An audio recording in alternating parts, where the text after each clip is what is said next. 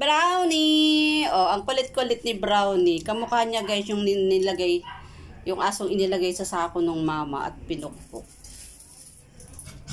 Kasing laki din niya. Ayan si Brownie, bagong paligo yan. At ang hyper.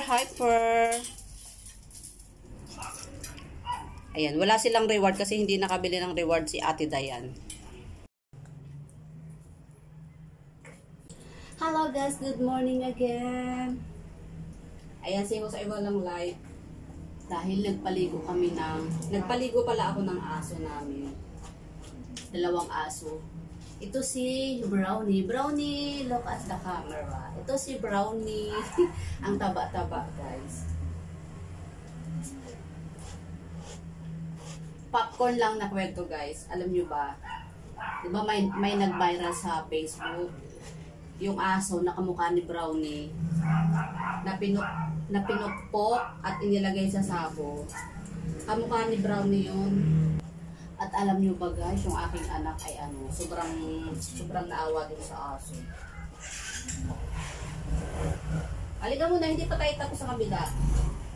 Sobrang naawa yung aking anak doon sa aso kasi namatay nga yung aso. Kaya tuwing makikita niyo si Brownie, naalaala niyo yung asong nilagay sa sako. Ayan na, mga bango na. At ito yung ginagamit namin kulon sa kanya. Ginagamit namin kulon sa sa dog namin pagkatapos maligo. Yee! Ayan na, mabango na yung amin dog. Si Brownie nandun na sa baba. Si Brownie kasi guys, sobrang suplada na kasi magyonda na si Moja. Ayan, ito yung shampoo ni Moja and Brownie. In-order lang namin dito sa Shopee guys. Itong set na to, 60.